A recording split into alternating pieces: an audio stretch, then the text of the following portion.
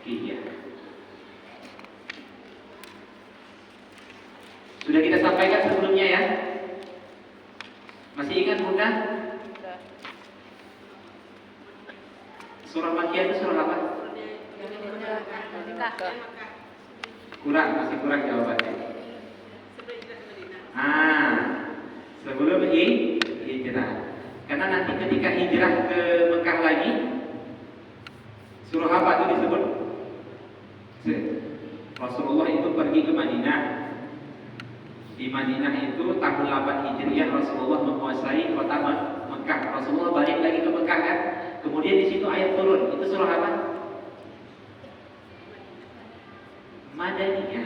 Sekalipun turunnya di Makkah. Karena surah Makkiyah itu surah yang turun sebelum Nabi hijrah. Madaniyah surah yang turun setelah Nabi hijrah. Sekalipun turunnya di Mekah, kalau Nabi itu sudah hijrah, maka itu disebut dengan surah Madaniyah. Oke. Kemudian lanjut yang kedua, surah ini turun pada tahun ke-10 setelah kenabian.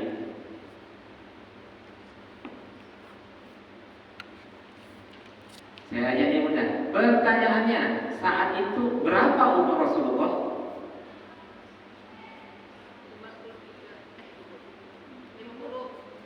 50. Nabi diutus umur berapa?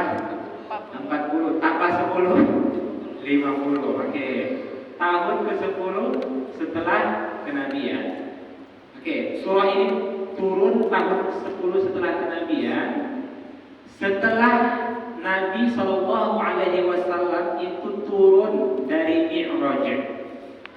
Ini bulan Rajab nih, tanggal 27 Rajab nanti ada peringatan Isra wal Mi'raj. Ya kan, walaupun nanti ada ikhtilaf, ada yang mengatakan Isra Mi'raj itu di bulan Muharram, tapi sepakat para ulama tahun ke-10. Paham ya, benar, tahun ke-10.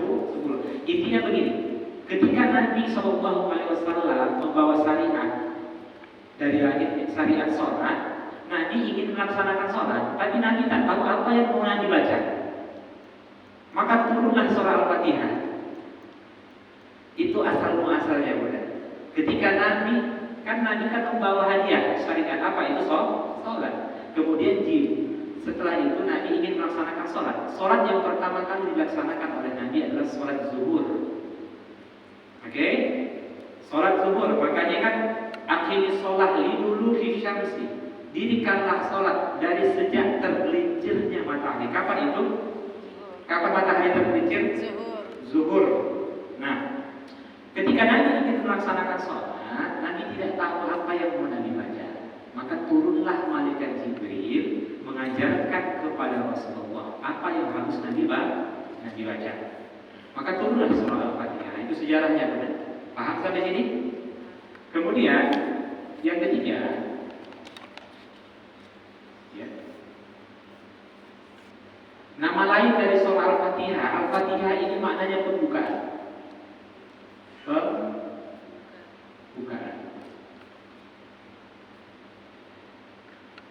Disebut surah Al-Fatihah ini dengan surah pembukaan karena surah yang pertama kali kita temukan dalam Al-Quran surah apa? Surah Al-Fatihah. Begitu Bunda buka itu surah Al-Quran, maka surah yang pertama kali Bunda dapatkan adalah surah Al-Fatihah. Makanya dia disebut dengan surah Al-Fatihah. Terambil dari kata Fatahah. Fatahah itu artinya membuka. Ya. Kalau miftah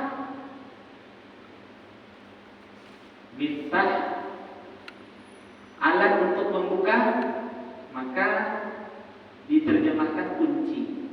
Miftahul jannah, kunci surga. Muhammad al-Fatih, Muhammad sang pembuka Konstantinopel. Oke. Kita tidak lama-lama di situ, Bunda. Oke. Nama lain dari surah Al-Fatihah itu disebut dengan A'dzamus Surah. A'dzamus Surah. surah yang paling agung. Nama lain dari surah Al-Fatihah itu A'zamus Surah. Surah yang paling agung.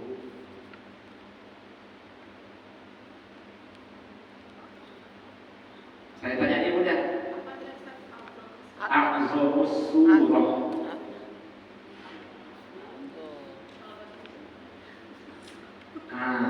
Surah yang paling agung. Kalau nggak bisa bahasa Arab tulis saja surah yang paling agung. Oke, ayat yang paling agung apa? Al-Fatihah, surah yang paling agung, surah Al-Fatihah. Ayat yang paling agung. Ayat kursi udah. Kan beda ayat dengan surah. Kalau ditanya, surah apakah yang paling agung di dalam Al-Quran? Maka jawabnya surah Al-Fatihah.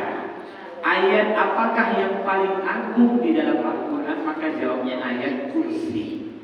Makanya ayat kursi itu disebut dengan sayyidatul ayat. Ayat kursi disebut dengan sayyidatul ayat.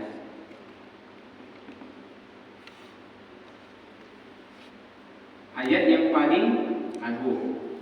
Oke. Kemudian yang kedua, surah ini disebut juga dengan Ummul Kitab. Ummul Kitab induknya kitab. Begini mudah. Kenapa surah Al-Fatihah disebut dengan Ummul Kitab? Begini. Coba simak.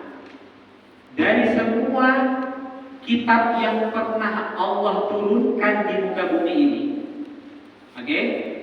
Mulai dari yang diturunkan kepada Nabi Adam, kemudian Nabi Syed. Nabi itu berapa? Nabi itu ada 124.000 budak. Yang wajib kita ketahui 25. Nabi dan Rasul itu berjumlah seluruhnya 124.000. Yang wajib kita ketahui 25. Sebenarnya seluruh Nabi itu diturunkan kepada mereka kitab, tapi ada yang bentuknya lembaran saja, ada yang bentuknya itu mushaf, seperti yang kita baca dalam surah Al-A'la, suhufi Ibrahim wa Musa. Berarti Nabi Ibrahim itu juga punya kitab, tapi dalam bentuk lembaran. Tapi yang dalam bentuk kitab seperti Al-Quran apa? Kitab Taurat, kitab Zabur, kitab Injil. Oke. Dari semua kitab yang pernah Allah turunkan di muka bumi ini, oke, itu sudah Allah rangkum di dalam surah Al-Fatihah. Saya ulang mudah. Dari semua kitab yang pernah Allah turunkan di muka bumi ini, itu sudah Allah rangkum di dalam surah Al-Fatihah. Maka disebut dengan induk dari segala kitab. Oke. Kemudian yang ketiga disebut juga dengan Ummul Quran. Kenapa disebut dengan Ummul Quran? Maka jawabnya lebih dari 6.666 ayat di dalam Al-Quran, atau terdiri dari 114 surah. Paham ya mudah? Semua yang ada di dalam Al-Quran itu sudah Allah rangkum di dalam surah Al-Fatihah. Saya ulang kembali mudah. Semua yang ada di dalam Al-Quran itu sudah Allah rangkum di dalam surah Al-Fatihah, sehingga disebutlah dengan Ummul Quran. Oke? Itulah sebabnya kenapa Ustaz, kalau ada yang bertanya, kan banyak surah di dalam Al-Quran Ustaz. Iya kan? Tapi kenapa nggak diperintahkan Allah saja dalam sholat itu baca surah yang lain gitu yang wajib, kayak baca ayat kursi gitu kayak? Kenapa harus Al-Fatihah? Karena kalau kita membaca Al-Fatihah, sesungguhnya kita sudah membaca seluruh kandungan yang ada di dalam Al-Quran. Paham ya? Nah, kalau kita gabungkan begini mudah. Seluruh kitab yang pernah Allah turunkan di muka bumi ini itu sudah Allah rangkum di dalam Al-Quran. Semua kandungan yang ada di dalam Al-Quran itu sudah Allah rangkum di dalam surah Al-Fatihah. Semua yang ada di dalam surah Al-Fatihah itu sudah Allah rangkum di dalam kalimat Iyyaka na'budu wa iyyaka nasta'in. Oke? Kemudian ibu-ibu, mari sama-sama kita baca Ummul Quran. Tapi nggak paham apa yang dimaksud dengan Ummul Quran. Atau ibu-ibu, mari kita membaca Ummul Kitab. Ya. Kemudian yang keempat, nama lain dari surah Al-Fatihah disebut dengan As-Sab'ul Ar-Ruqyah. Ar-Ruqyah. Ruqyah itu apa yang mudah? Ruqyah apa artinya?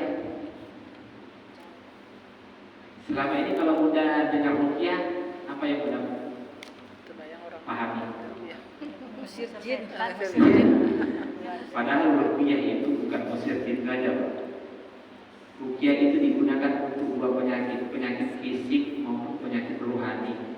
Banyak orang menganggap ruqyah itu hanya ditujukan kepada penyakit rohani, kerasukan baru ruqyah. Padahal kalau seseorang itu sakit seperti demam dan lain sebagainya, dia perlu diruqyah.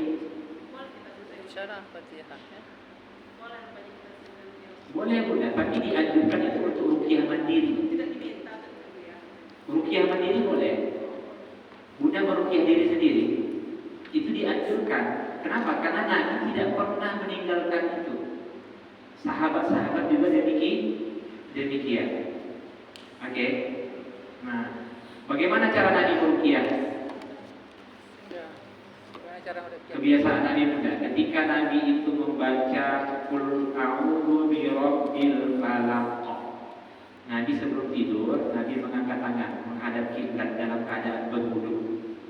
Oke, menghadap kiblat. Kemudian Nabi mengangkat tangan, Nabi membaca Qul a'udzu birabbil falaq min syarri ma khalaq wa min syarri ghasiqin idza waqab sampai surah An-Nas. Bismillahirrahmanirrahim. Qul a'udzu birabbin nas, malikin nas, ilahin nas. Ini yang biasa dilakukan oleh Nabi. Kemudian apa? Nabi hembus, kemudian Nabi usap dari kepala sampai kaki sebelum tidur. Itulah sebabnya surah Al-Falaq dan An-Nas dianjurkan dibaca sebelum tidur. Begitu caranya sebenarnya. Paham ya? Itu kan ruqyah mandiri. Nabi Bunda senantiasa memohon perlindungan kepada kita, bukan Nabi. Tidak masuk, tidak ada janji masuk surga. Tapi memohon perlindungannya Sekali. Tadi kan tak bilang cuma 2 aja tuh. Kan 3 kali kita baca begitu. terkadang nanti akan kita bahas Bunda. Nanti Qul huwallahu ahad sebenarnya bukan terkadang Nabi membaca itu. Terkadang Nabi membaca Al-Fatihah, ayat kursi, Qul huwallahu, Qul a'udzu birabbil falaq, Qul a'udzu birabbin nas, surah Al-Jin. Banyak nanti Bunda. Kalau ingin lebih mujarab, ya kan banyak membaca ayat-ayat ruqyah. Mungkin mana tahu bahwa surah itu belum mempan, harus baca surah Al-Jin baru mempan, gitu kan? Ya ada kadang seperti itu. Kadang mohon maaf saya kalau meruqyah orang Bunda baca Al-Fatihah, kemudian ayat kursi, kemudian akhir surah Al-Baqarah, kemudian surah An-Nahl, kemudian Al-Ikhlas, Al-Falaq, An-Nas belum keluar, sehingga harus kita tambah dengan surah-surah yang lain dan doa-doa yang lain baru. Jadi tergantung kebutuhan sebenarnya. Ada orang yang baca Al-Fatihah saja sudah keluar. Jangankan Al-Fatihah saja, begitu kita sendokkan daun bidara itu Bunda yang sudah dihancurkan itu, kita minum boleh langsung muntah dia. Ada yang sudah belum baca apa-apa, banyak kali gini. Salah satu tandanya kalau dia makan kurma ajwa, Karena kan disunahkan makan kurma ajwa sebanyak 7 butir setiap pagi. Kalau dia jijik dengan kurma ajwa itu banyak gangguan. Kalau makan muntah itu banyak kali setannya. Itu pembahasan ruqyah lah ya. Oke? Sering-sering ruqyah mandiri Bunda. Tapi tidak selamanya ruqyah itu harus muntah. Tidak selamanya pula ruqyah itu harus ngomong gitu. Apa? Bukan tidak selamanya. Terkadang tidak ada efek juga. Maksudnya apa? Hanya sedikit mual saja mau muntah tapi nggak keluar. Dan juga seperti itu. Kapan seseorang itu dianjurkan untuk ruqyah? Sepanjang masih ada rasa malasnya beribadah, maka dia dianjurkan ruqyah. Saya ulang Bunda, kapan seseorang itu dianjurkan ruqyah? Sepanjang masih ada rasa malasnya dalam beribadah, maka sering-seringlah ruqyah mandiri. Ruqyah mandiri, ruqyah diri sendiri. Nanti akan kita bahas. Waktu ruqyah itu kapan Ustaz? Waktunya boleh siang boleh malam gitu? Kapan saja Bunda? Kapan saja? Kapan saja. Sebelum tidur boleh, setelah sholat boleh. Ya. Medianya apa? Yang terbaik itu air zam-zam. Yang kedua minyak zaitun.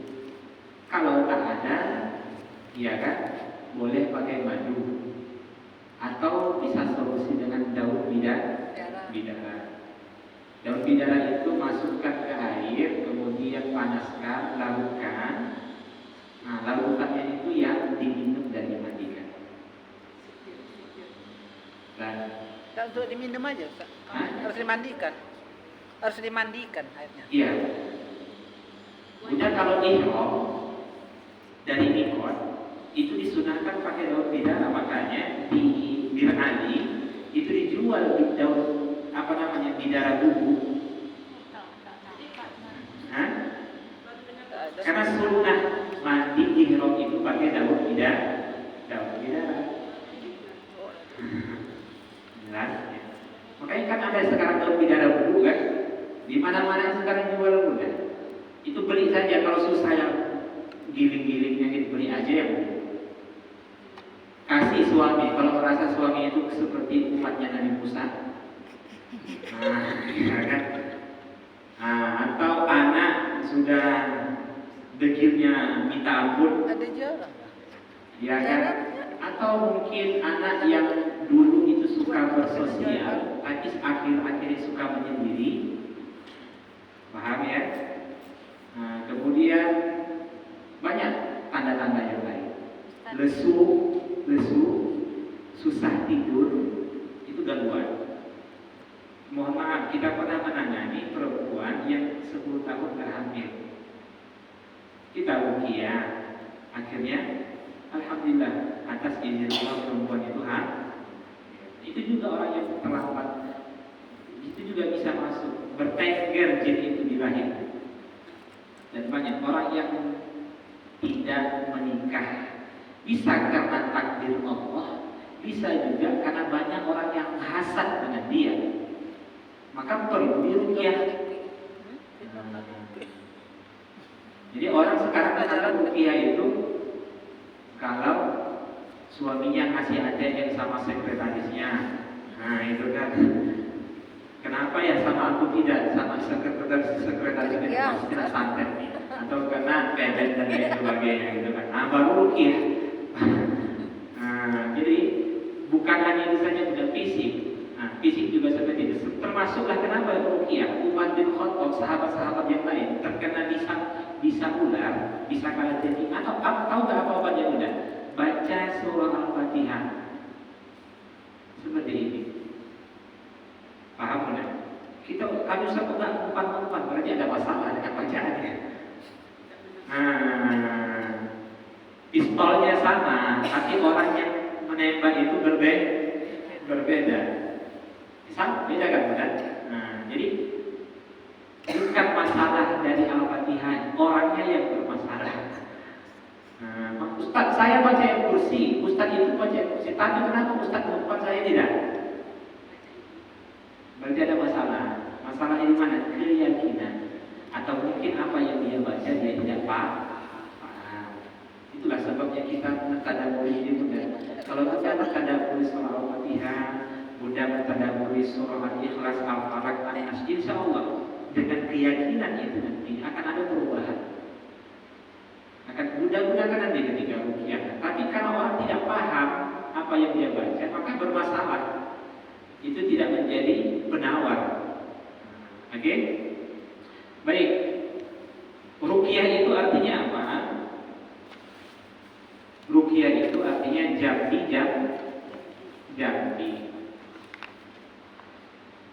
Ada jambi-jambi sesuai dengan syariat Islam, ada pula jambi-jambi yang tidak sesuai dengan syariat Islam. Tapi kalau Bunda dengar nanti delpon ada kurang di balik pantat, nah ya kan, dan juga macam-macam lah itu jambi-jambi dari golongan setan. Tapi kalau Bunda dengar Bismillahirrahmanirrahim, itu jambi-jambi sesuai dengan syariat Islam. Tapi kalau kami dulu mempelajari, kalau ada umpamanya dia membaca Bismillah, kemudian dia melanggar, sebenarnya itu sedang bermain dengan setan. Setelah itu diam saja. Padahal ruqyah itu dianjurkan untuk dikuatkan. Lagi musuh, lagi murun, seolah-olah kita menganggap dia baca Bismillah. Nah, tapi setelah itu tahap apa yang dia baca? Oke. Kemudian yang kelima disebut juga dengan surah As-Salah.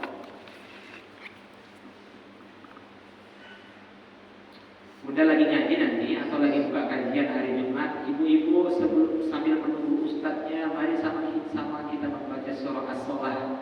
Biar agak beda sedikit kan, biasanya orang mengumpul Quran kan. Nah, As-Salah tadi sudah mentadabburi Al-Quran. Kalau disebut surah As-Salah berarti surah apa?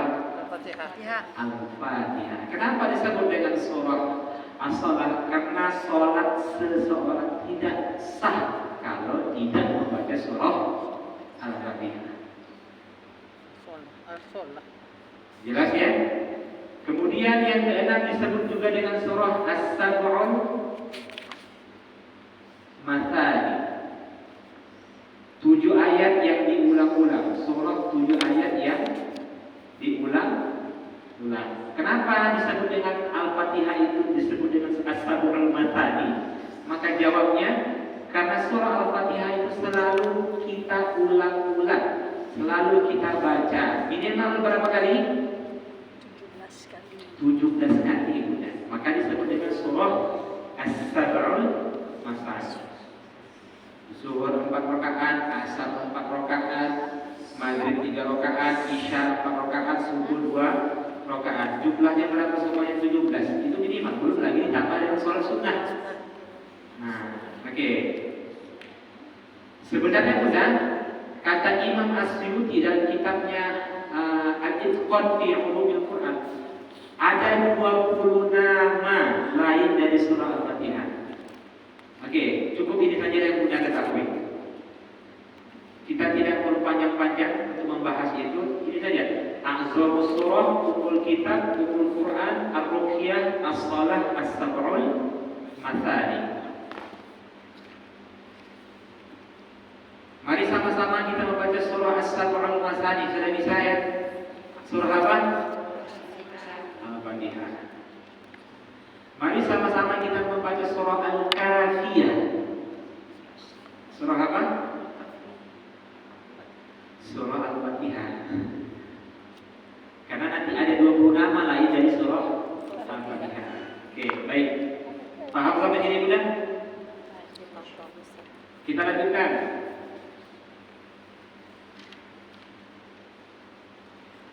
Begini Bunda, sebelum kita lanjutkan, kalau Bunda baca Al-Quran, ya, kemudian Bunda baca terjemahnya, Bunda baca tafsirnya, setelah itu Bunda pahami dengan benar, maka akan muncul nanti 3 kesimpulan. Bunda pertama, bahwa di dalam Al-Quran itu satu bercerita tentang tauhid. Oke. Yang kedua, di dalam Al-Quran itu bercerita tentang hukum syariat atau ibadah. Kemudian yang ketiga, kisah-kisah orang terdahulu. Oke, mudah. Baca Quran itu nggak lepas, nggak akan lari dari tiga ini. Semua yang ada di dalam Al-Quran, tema besar ini saja. Bercerita tentang tauhid, bercerita tentang hukum syariat atau ibadah, bercerita tentang kisah-kisah orang terdahulu. Kalau ditanya begini, sebutkan 3 kandungan umum, yang ada di dalam Al-Quran. Ustaz, di dalam Al-Quran itu bercerita tentang apa saja sih? Maka jawabnya cuma 3 saja. Apa itu? Tauhid, hukum syariat atau ibadah, kisah-kisah orang terdahulu. Menariknya Bunda, kalau Bunda baca surah Al-Fatihah disertai dengan pemahaman yang benar, maka 3 ini ada. Saya ulang kembali, kalau Bunda baca surah Al-Fatihah disertai dengan pemahaman yang benar, maka akan ketemu dengan ini: tauhid, hukum syariat, dan kisah orang-orang terdahulu. Itulah sebabnya kenapa surah Al-Fatihah disebut dengan a'zam surah. Surah yang paling agung disebut dengan Ummul Quran, itu dari Al-Quran. Karena di dalam surah Al-Fatihah itu sudah rangkuman dari seluruh yang ada di dalam Al-Quran. Gampangnya begini Bunda.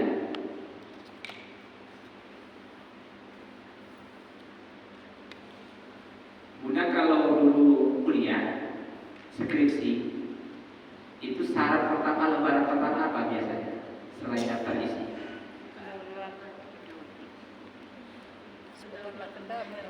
Abstrak. Abstrak itu apa? Gambaran umum. Kalau Bunda dulu kuliah, ya kan, itu ada abstrak, gambaran umum yang ada di dalam skripsi kita. Begitu membaca abstrak itu, maka tergambarlah isi skripsi itu. Tesis juga seperti itu, disertasi juga seperti itu. Oke, bayangkan itu abstrak itu sama seperti surah Al-Fatihah. Kalau sebenarnya orang benar-benar dia paham surah Al-Fatihah, sudah tergambarlah semua yang ada di dalam Al-Quran. Sama dengan rangkuman ya, rangkuman. Paham ya? Paham udah? Ini ngantuk atau gimana? Satu, bingung. Yang kedua, fokus. Yang ketiga, ngantuk. Tapi saya nampaknya fokus pada yang dua, Bunda. Nah, maksudnya yang dua fokus. Atau mungkin bingung. Atau lebih banyak ngantuk.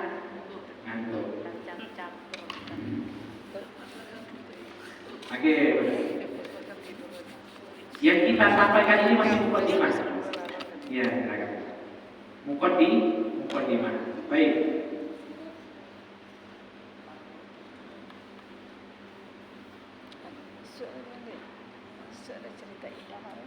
Waktu habis Bunda. Insya Allah pekan depan baru kita masuk Al-Fatihah. Mulai dari Bismillah. Kita tadi mau fokus ya, 2 surah ya, 2 kalimat ya. Jadi apa itu? Ta'awuz dan Bismillah. Ternyata tidak dapat. Jadi pelan-pelan Bunda, kita tidak perlu buru-buru ya.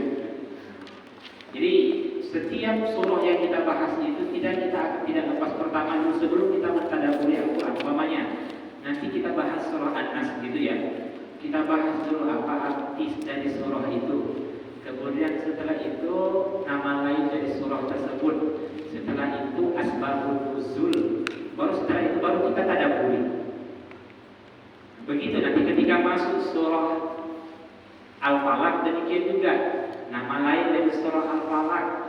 Kemudian asbabun nuzulnya baru tadabbur.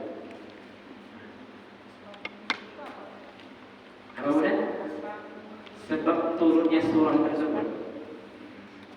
Karena orang kalau tidak paham sebab turunnya maka tidak akan terasa bagi dirinya benar. Sejarah biasa saja sejarah turunnya surah tersebut. Jadi surah ini ada sejarah turunnya, surah ini ada sejarah turunnya. Contohlah, saya berikan contoh mudah. Ketika dulu orang-orang kafir Quraisy bertanya kepada Rasulullah, ya Rasul, wahai Muhammad, orang-orang kafir Quraisy, wahai Muhammad, sebutkan nasab Tuhan. Karena keyakinan orang-orang kafir Quraisy, Tuhan itu memiliki keturunan. Orang-orang Yahudi juga mengatakan bahwasanya Uzair itu anak Allah. Orang Nasrani menganggap Isa itu putra Allah. Nah, mereka bertanya, Muhammad itu Tuhannya, itu nasabnya kemana sih? Maka untuk membantah pertanyaan itu, turunlah surah Al-Ikhlas. Kul, katakan Muhammad, huwallahu ahad, dialah Allah yang maha itulah sebab turunnya. Tapi kalau kita baca kul huwallahu ahad, kita tidak paham asbab nuzulnya, maka biasa saja membaca surah Al-Ikhlas tersebut. Contoh semisal ketika orang-orang kafir Quraisy memberikan tawaran kepada Muhammad, karena Nabi Muhammad ini, maksudnya Nabi kita ini dakwah Islam saat itu sangat berkembang, ya kan? Putus harapan di orang-orang kafir Quraisy, sehingga mereka memiliki siasat bagaimana agar Muhammad ini ikut dengan kita. Apa tawaran orang Quraisy? Muhammad, beginilah, untuk apa kita berangkat terus menerus musuhan dari dulu sampai sekarang masih musuhan, tidak ya? Bagaimana? Begini saja, kalau tahun ini aku menyembah Tuhanmu, tahun depan kau pula menyembah Tuhan kami. Bagaimana? Rasulullah saat itu diam. Turunlah surah Al-Kafirun. Qul ya ayyuhal kafir. Katakan Muhammad kepada orang-orang kafir. Itu yang dimaksud asbabun nuzul. Jelas ya? Ustaz nanya sedikit Ustaz masalah ruqyah tadi.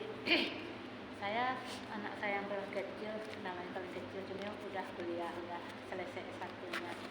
Sering menampak benda-benda gaib ini kayak jin gitu. Jadi gimana? Apakah itu termasuk harus diruqyah? Pertama ya, benar. Sebenarnya dia tidak melihat jin dalam bentuk asli, karena tidak ada orang yang bisa melihat jin dalam bentuk asli. Tapi sesuatu mungkin seperti jin masuk ke dalam mayat, paham ya, ke dalam hewan atau dalam bentuk rupa-rupa yang beda, itu ada. Tapi sebenarnya itu bukan wujud aslinya jin. Itu dulu.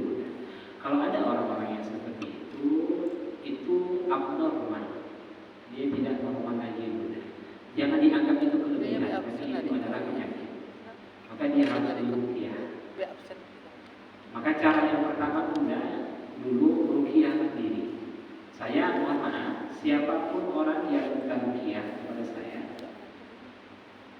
itu ada syaratnya dulu. Satu, setelah diruqyah dia wajib menjaga sholatnya dan baca Al-Quran. Karena kalau orang tak jaga sholat, baca Al-Quran, masuk lagi jinnya, itu apa? Ingat juga, mohon maaf, semua orang yang terkena sihir, terkena santet, terkena aib, tahu aib?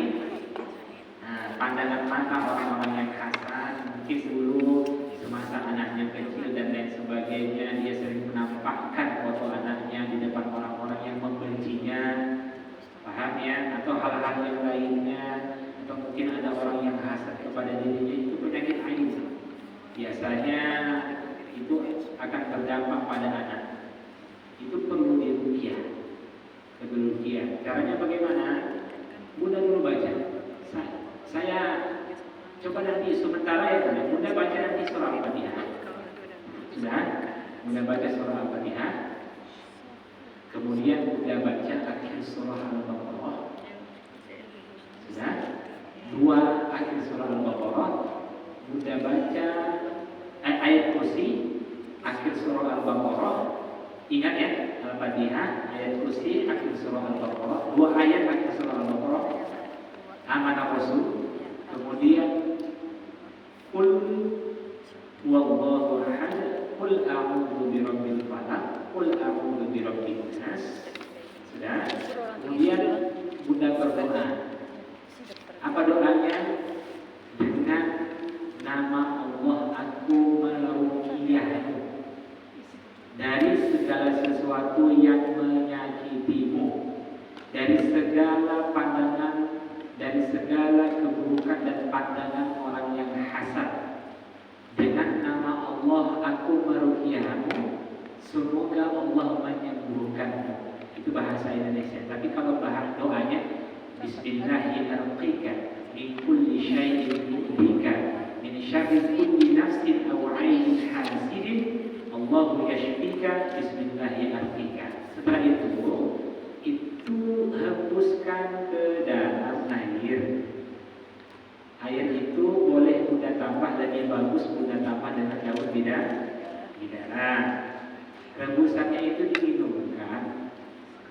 Paham ya Bunda, diminumkan. Nah, usahakan itu bisa diminum oleh anak minimal 7 kali. Karena sekali mungkin belum ada, 2 kali. Berarti kalau 7 kali sekitar 2 botol ini Bunda. 7 kali diminum. Mungkin kadang 3 kali belum, 4 kali belum. Setelah itu nanti jika ternyata ada dampak seperti sering mual dan lain sebagainya, ya kan? Setelah itu baru nasihatkan agar anak menjaga sholatnya, menjaga tilawah dan lain-lainnya. Itu sebenarnya banyak tahapannya. Ya udah. Oke, ada lagi Bunda? Sudah masuk ya? Barakallahu fikum jami'an. Lagi-lagi Bunda saya ingatkan kembali, memang belajar tadabbur Al-Quran ini tidak lepas dari yang namanya saya anjurkan kepada Bunda untuk membawa buku tulis, alat tulis dan Al-Quran. Karena nanti kita akan membahas, nanti saya tunjukkan nanti dalamnya surah ini, ayat ini dan sebagainya. Itu penting. Kalau Al-Quran bisa diganti dengan HP kan Ustaz, lebih mudah mencari. Boleh, lebih mudah. Memang Bunda lebih mudah. Bunda tinggal catat saja di buku ayat ini, gitu kan? Mencari ayatnya lebih mudah, lebih cepat Lebih di mudah. HP daripada Al-Quran. Iya, lebih bagus kan? Yang mana yang paling ringan, yang paling mudah? Nah, jelas ya Bunda? Nah, baik, kita tutup dengan doa kafaratul majlis. Subhanakallahumma wa bihamdika, asyhadu an la ilaha illa anta, astaghfiruka wa atubu ilaik. Akhirul kalam, assalamualaikum warahmatullahi wabarakatuh. Terima kasih Ustaz. Idin, tambah buku Idin mah. Tambah